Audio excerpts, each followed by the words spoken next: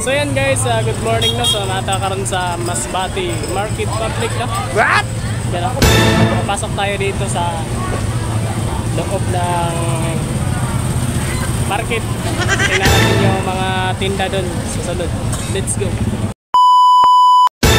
So unya kaya na naman tayo sa sulod guys. So nakita ninyo nga daghan ng mga tinda dre, kamuti o kaya bawang o pang mga lamas sa kinabuhi diha. Kung saan mga tao na diha kung asan yung lugaw na sa Diversion Road, atubang sa terminal.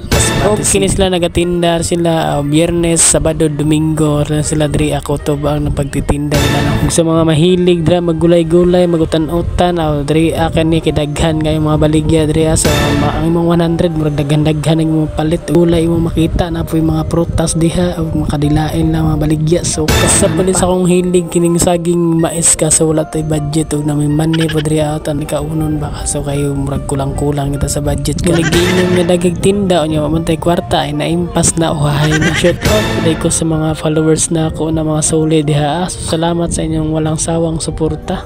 Shout out po ko kang ate guys. Shout out sa taga-Oson. Shout out po ko kang kuya guys. So ayan no. Kung sa mga mahilig dahil magkilaw-kilaw, anak po rin mga suka ng mga baligya o mga kadilain lang or nano pa. So ayan guys, at ay po mo si kaog karne, magulay-gulay mo paminsan-minsan mo o kaya mag-isda. So ayun guys, kung inyo na nakita, maragwa na kayo masyadong namalit kay mga alas 9 na manggod mo ng udto na nyo. Wala kayo tao, kaninang tambuntag, daghan tao guys. So ayun guys, ugdre na mahuman akong video guys. Salamat sa inyong panonood.